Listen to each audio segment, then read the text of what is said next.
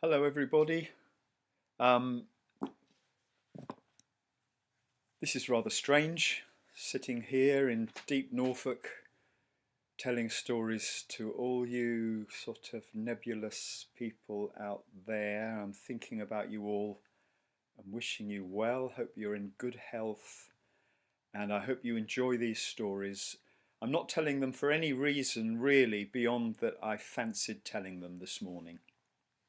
So I'd like to start off with a story from Suffolk that many of you will be familiar with. And if you're not familiar with this story, you'll be familiar with another that's a very close relative of this one.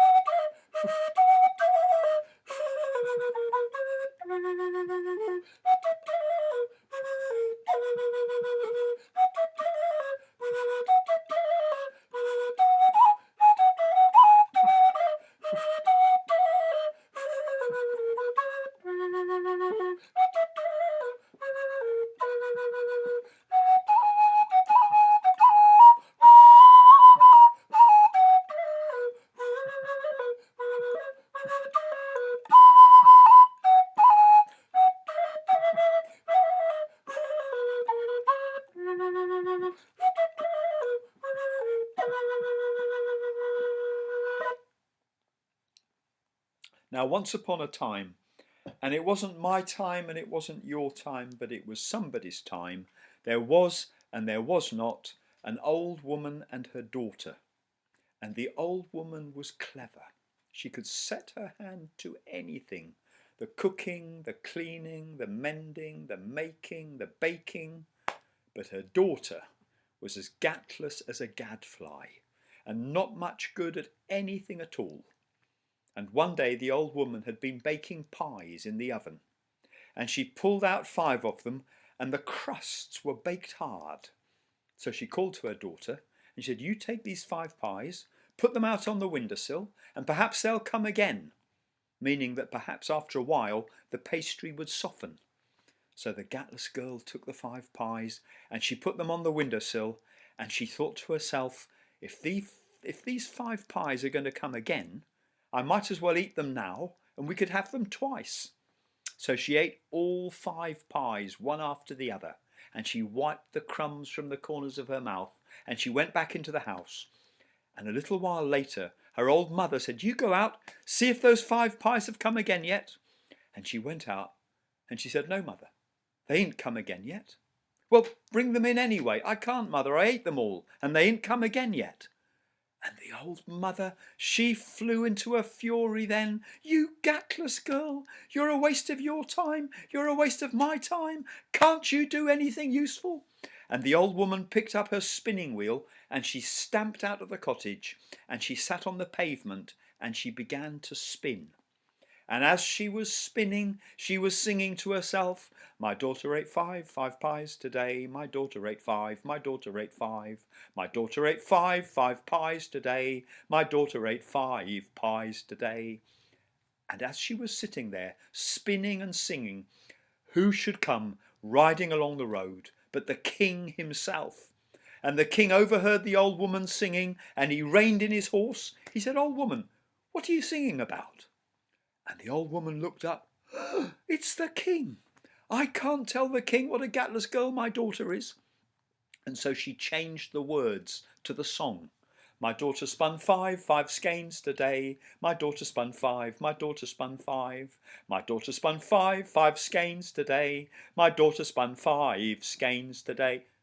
And the king looked at her. He said, 5 skeins in one day. Now there is a wonderful, wonderful thing. And he looked through the door of the cottage, and there was the gatless girl standing among the shadows, and she was pretty enough. And the king said to the old woman, "Listen, I'll tell you what, I'll marry your daughter, and she can come and live with me up at the palace. And for 11 months of the year, she can have all the food that she can eat, and all the gowns that she can get, and all the company that she can keep. But for the last month of the year, she must spin me 5 full skeins a day. And if she doesn't, You mark my words, her head will come off. And the old woman looked at the king and she thought, well, that would be a beautiful match. And she thought, and when 11 months is over, he's bound to have forgotten. And she said, all right then. And so there was a wedding. And the king was married to the gatless girl. And for 11 months she had all the food that she could eat, and all the gowns that she could get, and all the company that she could keep, and she was happy. But then towards the end of the 11th month, she started looking at her husband, the king, and she was thinking to herself, has he remembered or has he forgotten? And he didn't say a word until the last day of the 11th month. And then it was, you come along with me, my dear. And he led her to a room she'd never seen before. And he pushed open the door, and there was a spinning wheel and a stool on the floor. And the king said, tomorrow this room will be stacked from floor to ceiling with flax.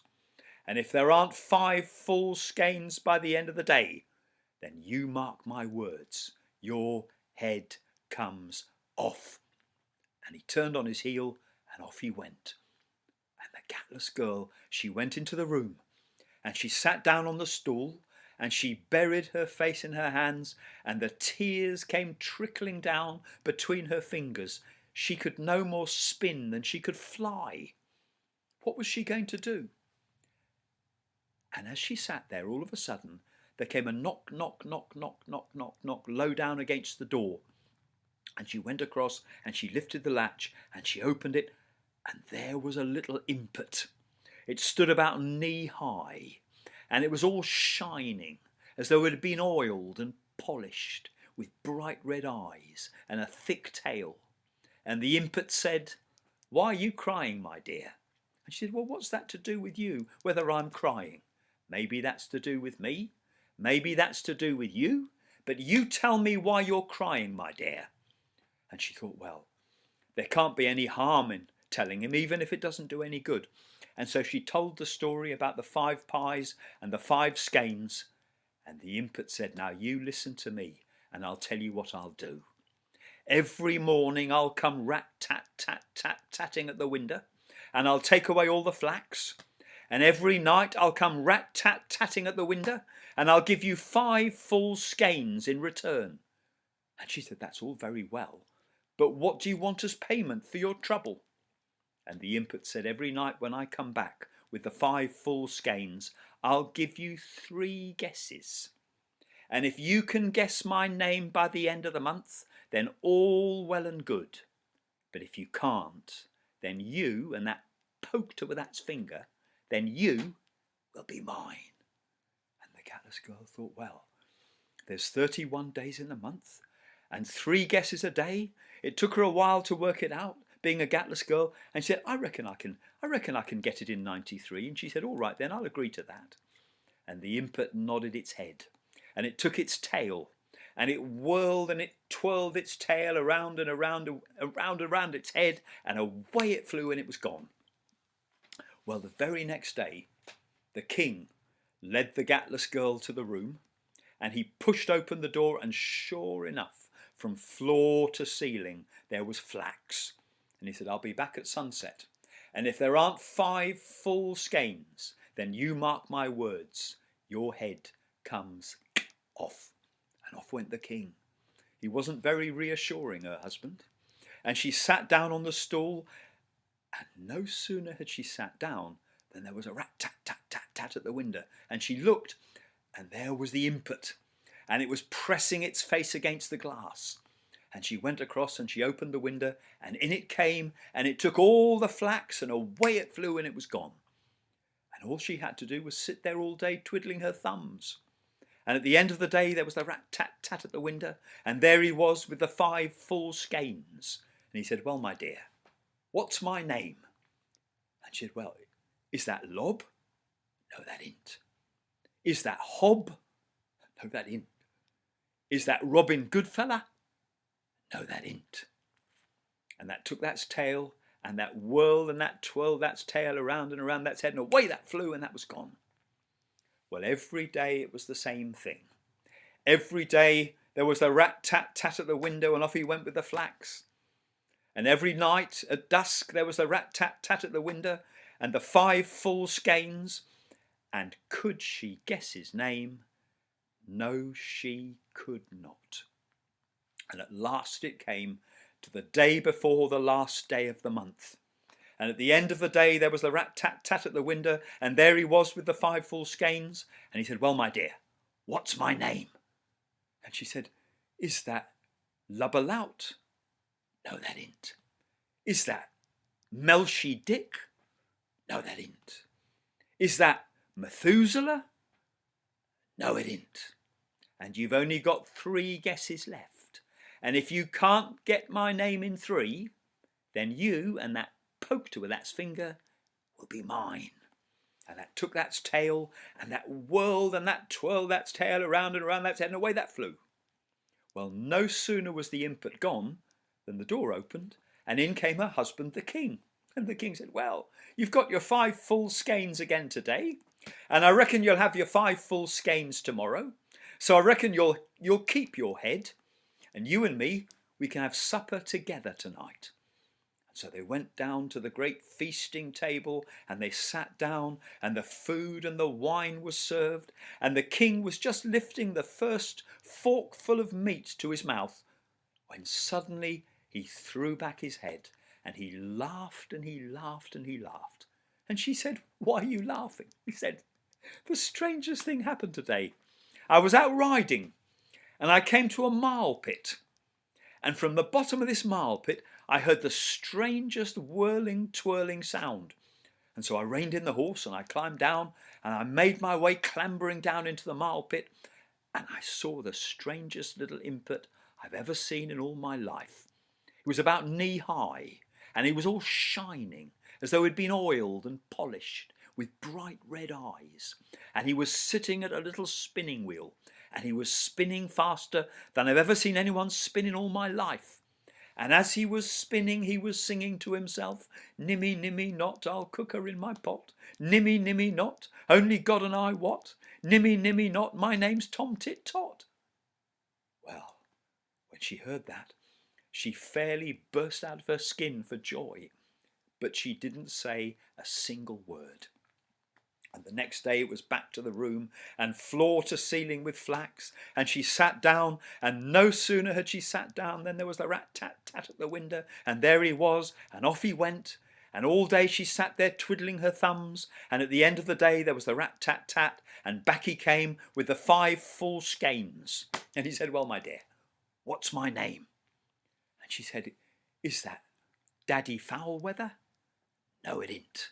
And he took 3 steps towards her, and his fingers were twitching like that. And she said, "Is that Rumpelstiltskin?" "No, that ain't. That's my cousin in Germany." And that took 3 steps closer, and the slobber was hanging from its chin. And then she lifted her arm, and she pointed it at him, and she said, "Nimmy, nimmy, not, your name's Tom Tit Tot." And the little impet, when that heard that's own name, that shruck a terrible shriek. I hope you never ever hear a shriek like that. And it stamped its foot on the paving stone till the paving stone cracked, and that took that's tail, and that whirled and that twirled that's tail around and around its head, and away it flew, and it was never seen again. And look how she did clap her hands for joy. Well, I've always loved the story of Tom Tit Tot, but it's always seemed to me that there's a problem with it. What happened at the end of the next 11 months? There was no way that Tom Tit Tot was ever going to help her again. And for years I pondered on this mystery, and then I heard a story that explains everything. And it's an old traveller story. You see, for 11 months of the year, she had all the food that she could eat, and all the gowns that she could get, and all the company that she could keep.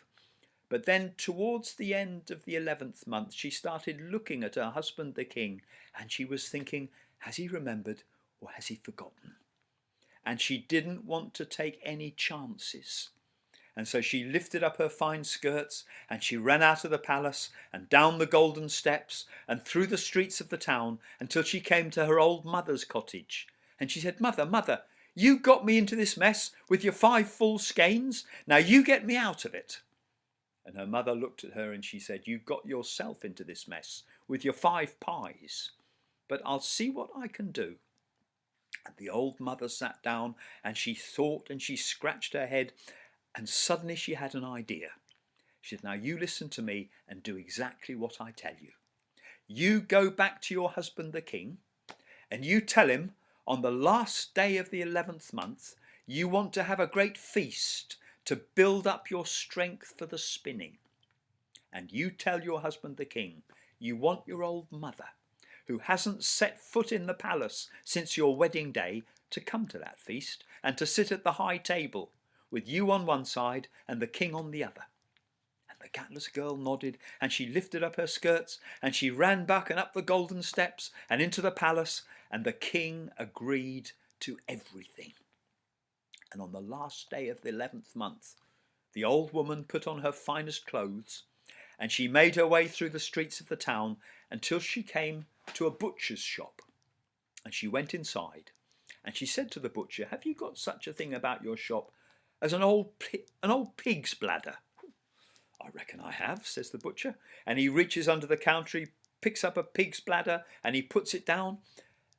And the old woman said, "And you haven't got such a thing as an old piece of rancid, stinking mutton, have you?" "Ooh, I reckon I have." And he went to the bin at the back of the shop, and he came back with a horrible piece of stinking, rotten mutton. And she took it and she pushed it into the pig's bladder. And she said, "You haven't got a piece of old rotten herring?" "Ooh, I reckon I have." And off he went, and he came back with a horrible piece of stinking fish. And she took it and she pushed it into the pig's bladder. And then she lifted the bladder to her lips and she blew it up as though it was a balloon. And she took it and she lifted her skirts and she tucked the pig's bladder between her knees. And she made her way hobbling through the streets and up the golden steps and into the palace. And she was brought through to the feasting hall, and there was the king and there was her daughter. And she was invited to sit at the high table with the king on one side, the gatless girl on the other. And as the old woman sat down, she squeezed the bladder between her knees, and oh dear, oh dear, oh dear, oh dear, the smell of that rotten fish and that rotten meat. But the king was very polite, and he didn't say a word. And the food and the wine were served, and the king was just lifting the first forkful of meat to his mouth when she squeezed the bladder the second time. And oh dear, oh dear, oh dear, oh dear. But the king was very polite, and he didn't say a word. And he was just lifting his glass of wine to his lips when she squeezed it the third time. And the king turned to her. He said, "Stars of mine, woman, what's the matter with you?"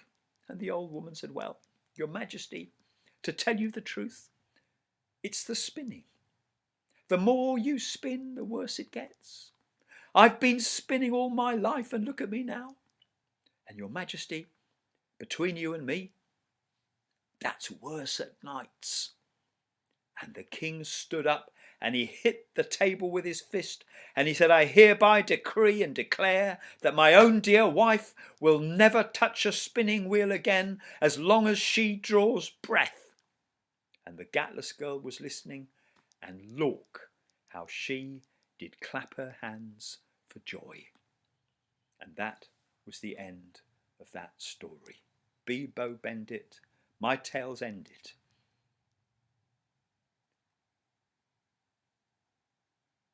And I'd like to try you out on a few riddles. So I'm going to ask a riddle and then press the pause button, see if you can find the answer. And then when you press play again, I'll give you the answer. So here's riddle number 1. When the horse strokes the cat, the wood begins to sing.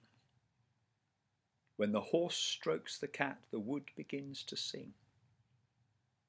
What is it? The answer is a violin. The horsehair, the catgut. When the horse strokes the cat, the wood begins to sing. Here's another.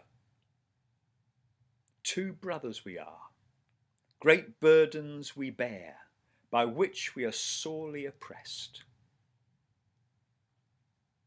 When we are filled, we never keep still, but when we're empty, we rest.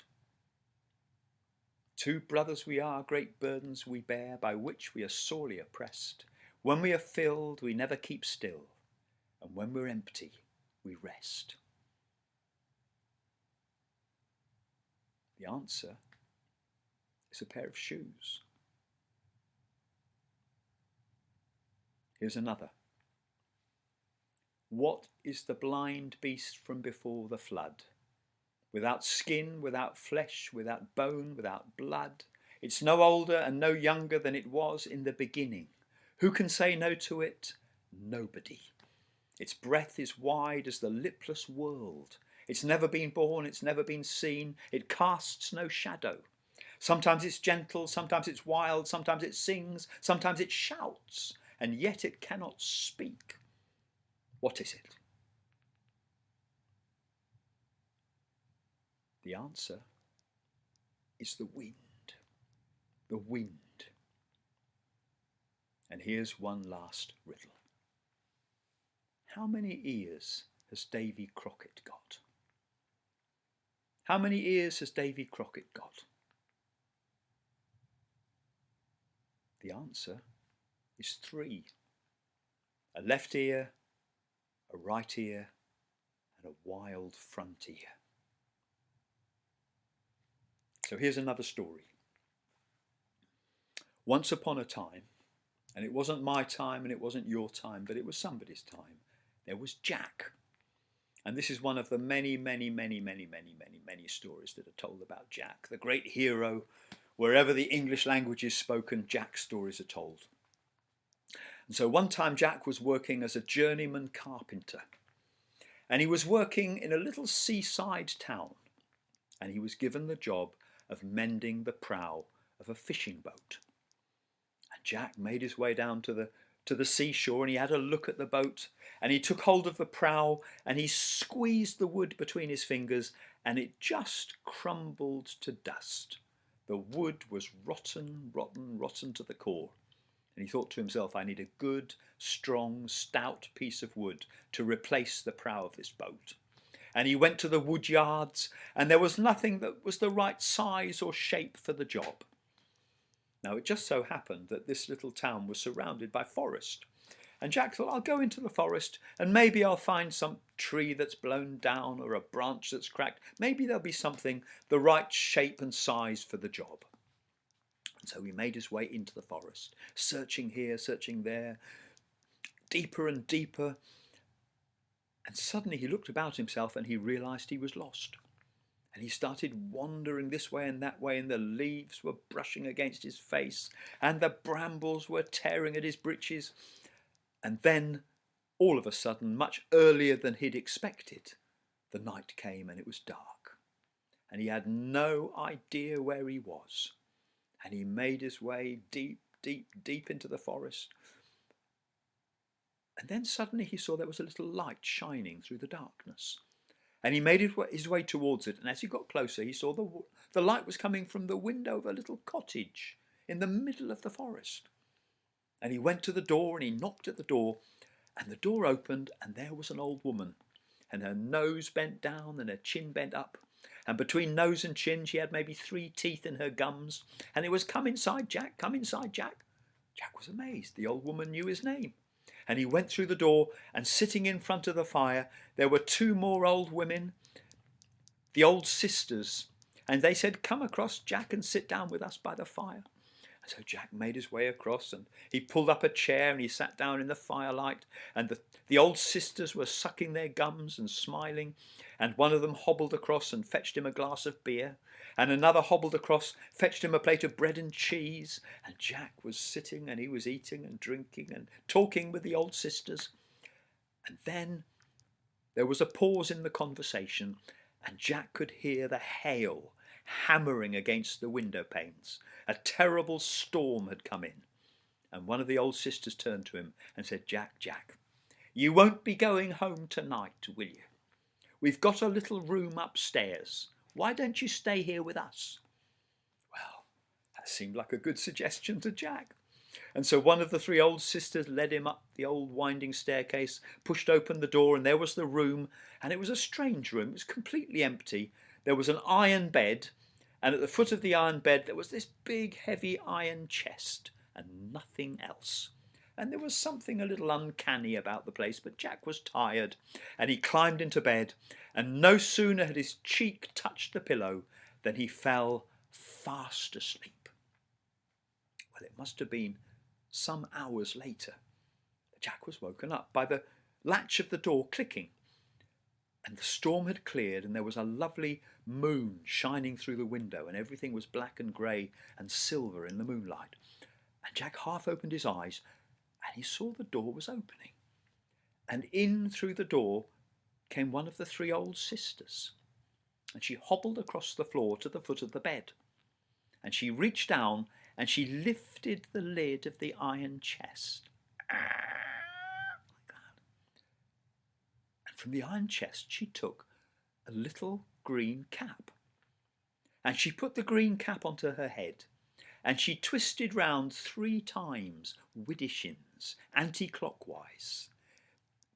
"Maxty mixty, take me to London."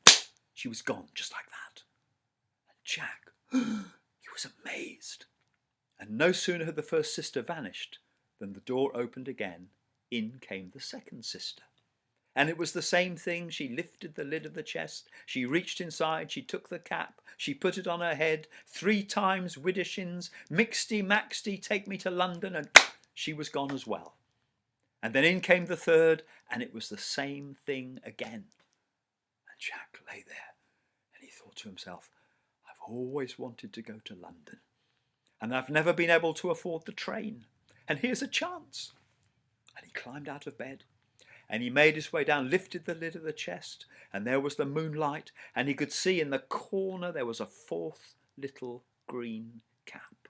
Well, Jack wasted no time. He picked it up, he put it onto his head, 3 times widdershins, "Mixty maxty, take me to London," and he hadn't blinked twice when he found himself standing in a dark London street. And there in front of him there was a pub called the Traveller's Repose. Well, Jack pulled the cap from his head and he put it into his pocket. He thought, first things first, I'll go inside and I'll have a glass of beer. And so he pushed open the door, and the place was full of people. There was talking, there was laughing, there was singing, there was smoke, there was a beautiful blazing fire, and Jack went in.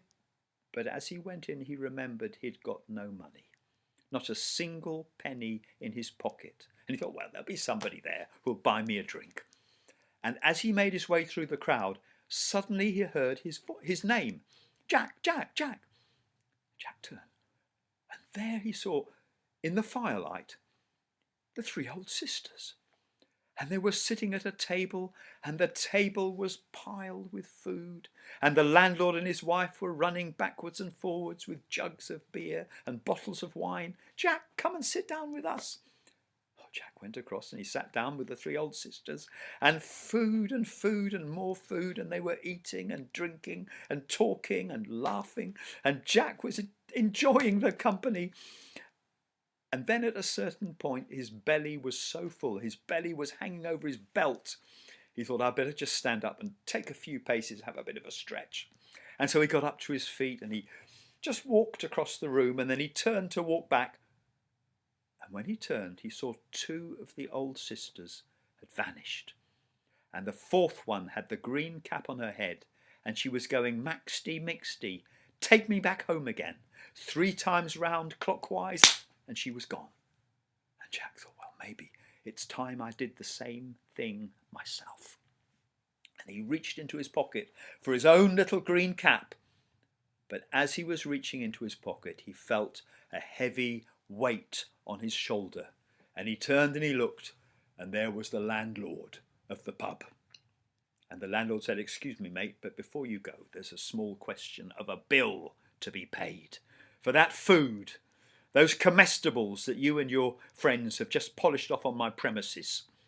Jack said, well, I'm sorry, but I haven't got a penny, I haven't got any money at all. And the landlord said, well then, I think perhaps you and I had better step across the street to the police station.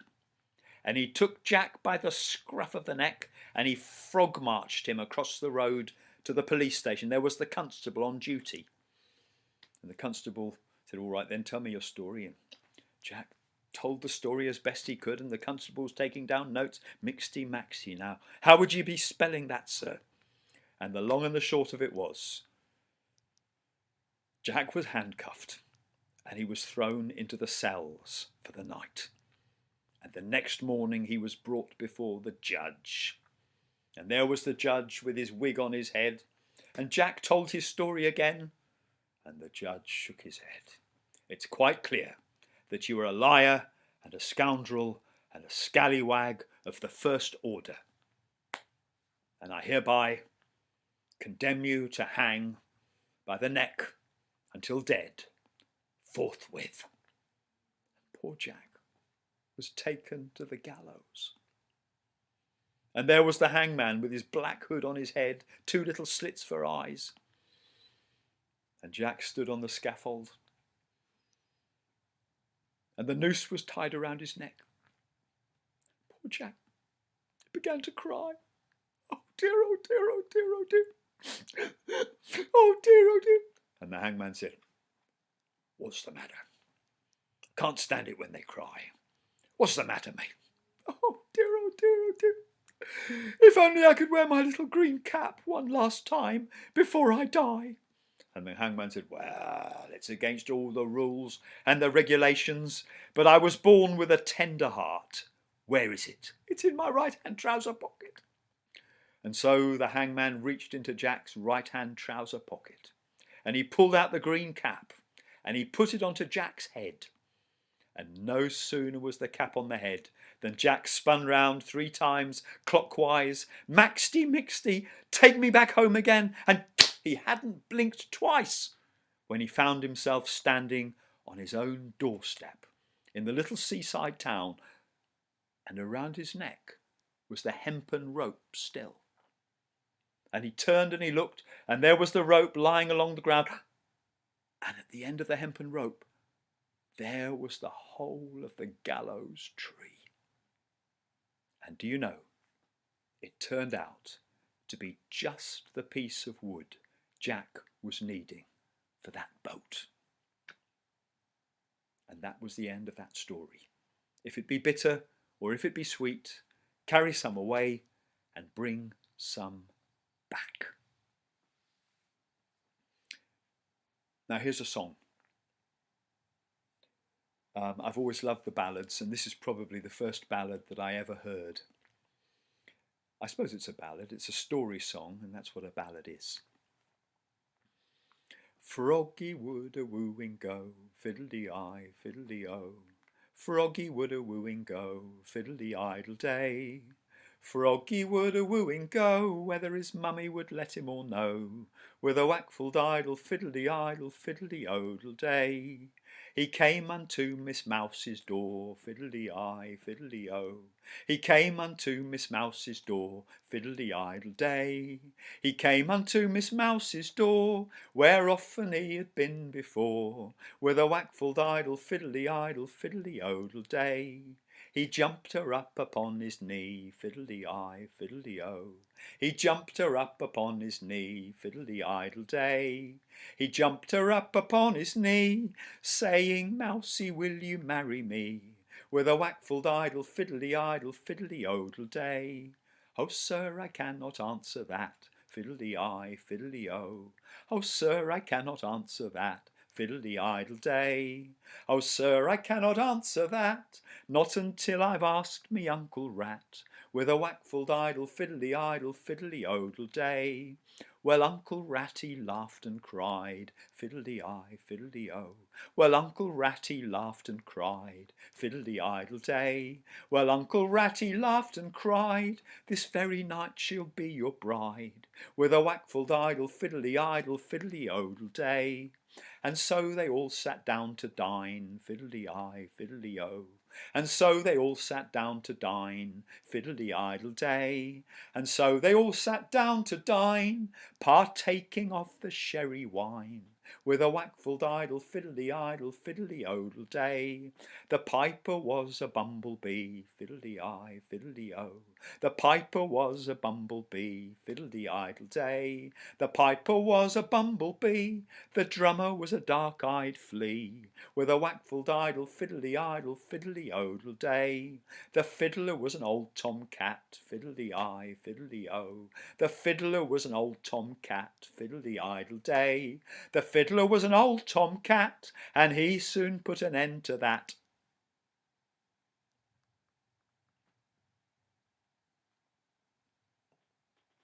Here's a story.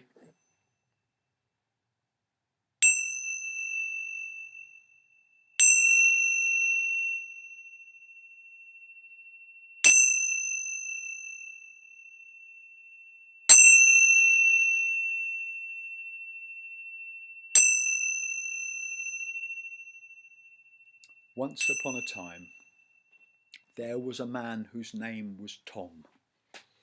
And Tom was down on his luck. And one time he was crossing over Blackfriars Bridge in London. And he was dressed in an old coat. His trousers were held up with a piece of string. The coat was covered in patches. His boots were falling apart, the toes pulling up from the soles. In one hand he had a plastic bag, and inside it all of his possessions. In the other hand he was holding a hazel stick as a walking stick. And he was crossing the bridge, walking, walking, walking, and the air was full of the sound of the blaring of horns and the revving of engines and the wailing of sirens. And as he was crossing the bridge, suddenly he felt a hand on his shoulder. He turned and he looked, and there was an old man with a long white beard and the quiet eyes, eyes that wanted nothing and feared nothing.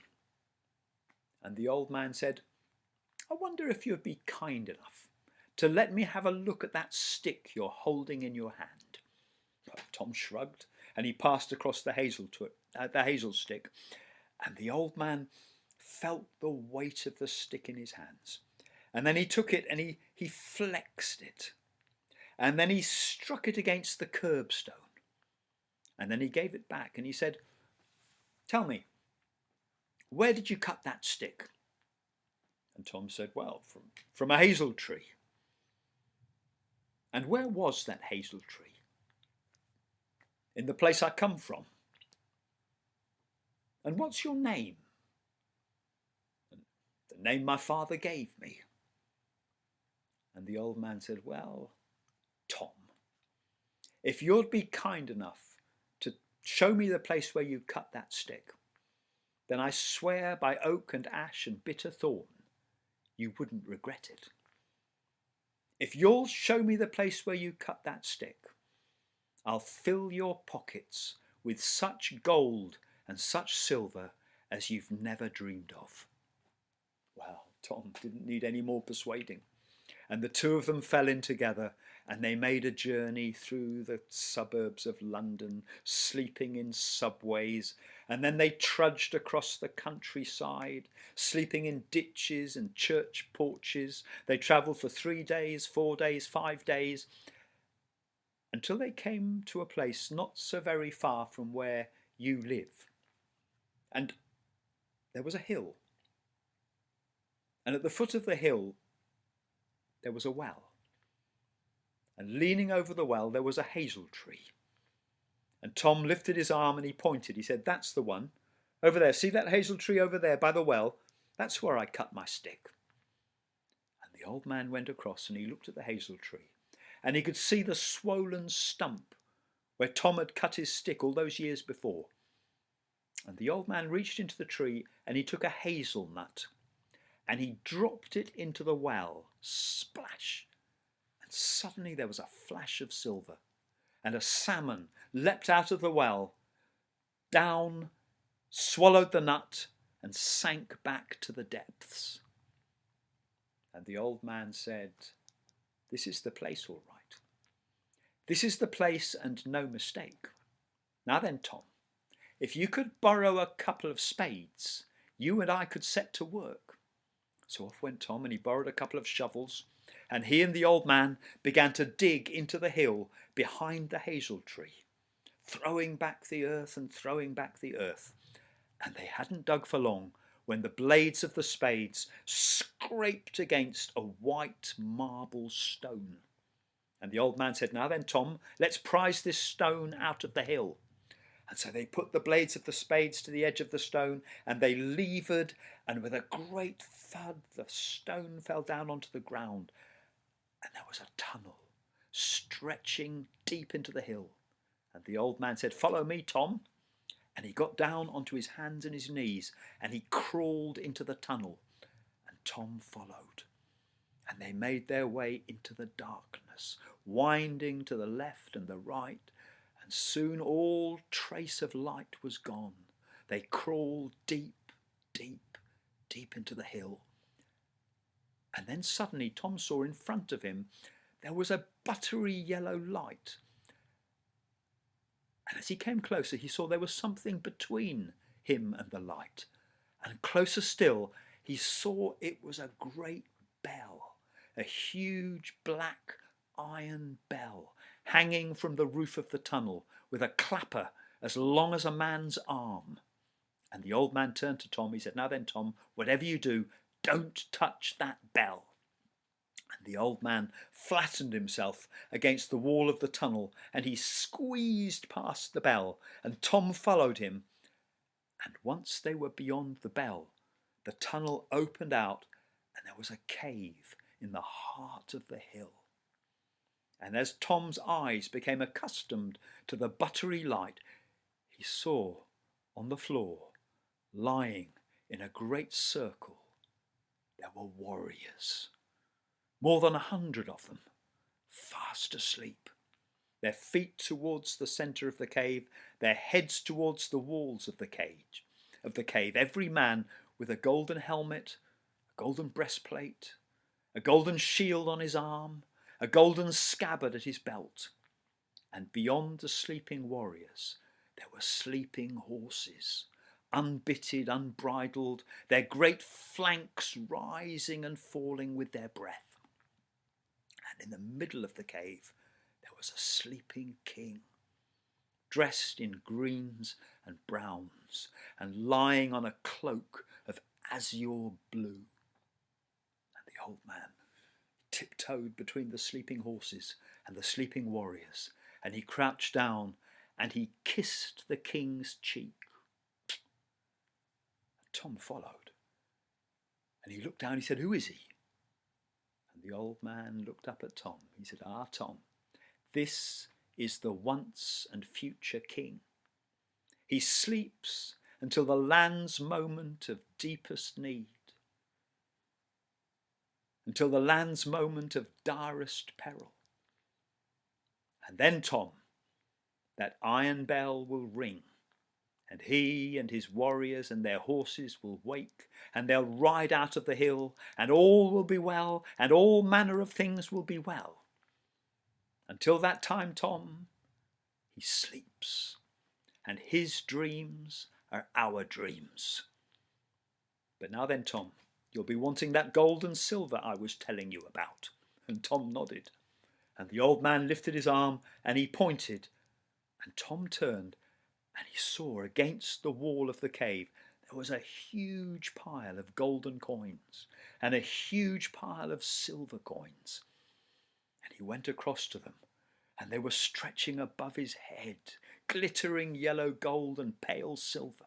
Well, Tom, he filled his fists with golden coins, and he emptied them into his pockets until his pockets were bulging. But still there was gold and silver, and he took more, and he tucked his trousers into his socks, and he filled his trousers with gold and silver, but still there was more, and so he stuffed his shirt with gold and silver coins, but still there was more, and so he buttoned up his coat, and he filled his coat with gold and silver until he was big with gold. And then he went back to the old man, and he said, "Aren't you going to take some for yourself?"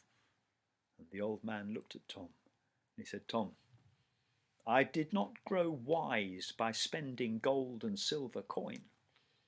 And besides, I'll be staying here now. And Tom nodded. And he turned and he made his way, threading his way between the sleeping warriors and the sleeping horses. And there was the great iron bell. And he flattened himself against the wall of the cave and he squeezed past.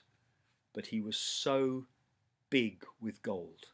He was so swollen with gold and silver coins that as he squeezed past, he brushed against the rim of the bell, the lip of the bell, and the bell began to ring, a deep, deep, sonorous note that swelled and filled the whole cave with sound.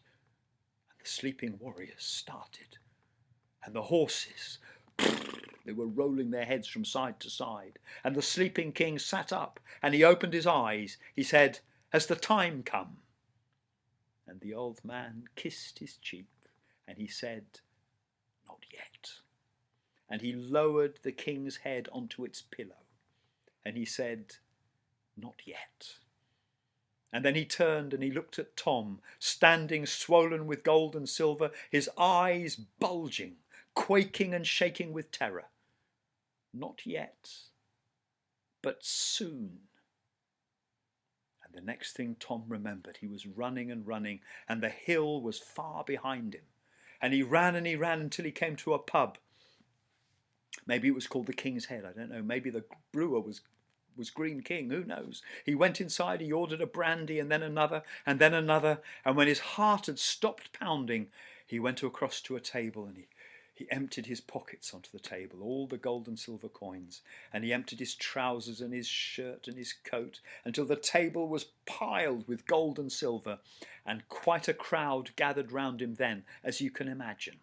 Suddenly Tom found he had lots of friends he'd never known he had before.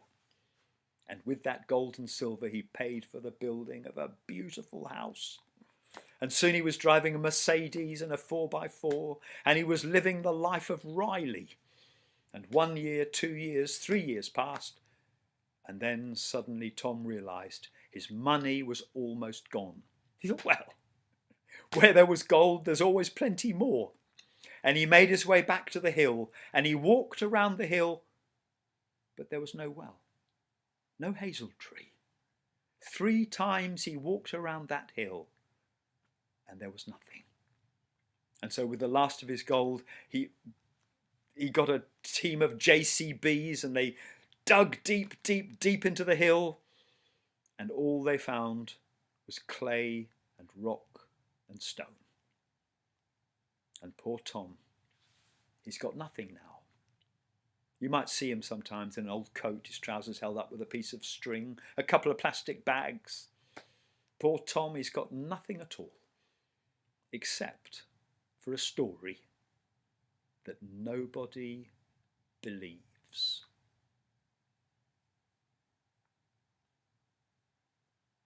And that was the end of that story.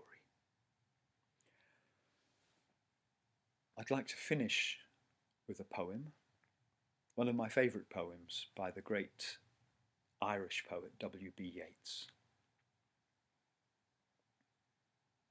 I went out to the hazelwood because a fire was in my head. I cut and peeled a hazel wand and hooked a berry to a thread. And when white moths were on the wing and moth-like stars came flickering out, I dropped the berry in a stream and caught a little silver trout. When I had laid it on the floor, I went to blow the fire aflame, but something rustled on the floor, and someone called me by my name. It had become a glimmering girl with apple blossom in her hair, who called me by my name and ran and vanished in the brightening air. Though I am old with wandering through hollow lands and hilly lands, I will find out where she has gone and kiss her lips, and hold her hand, and walk among long dappled grass, and pluck till time and times are done the silver apples of the moon, the golden apples of the sun.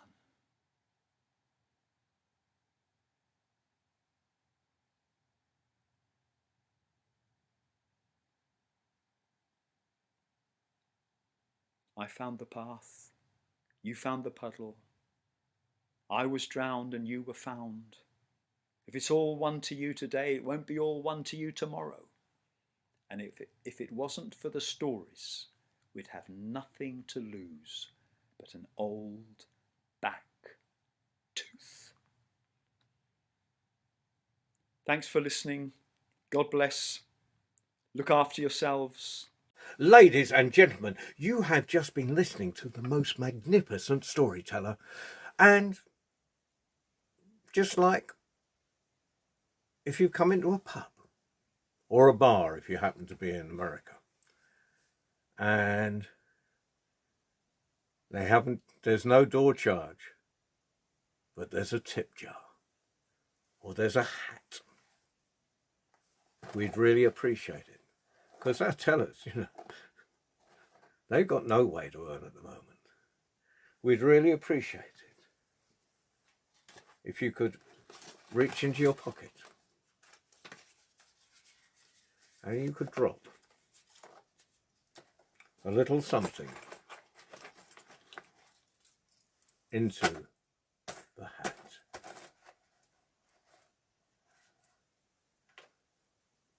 Thank you. And to do that, you have to go to the website, World Storytelling Cafe.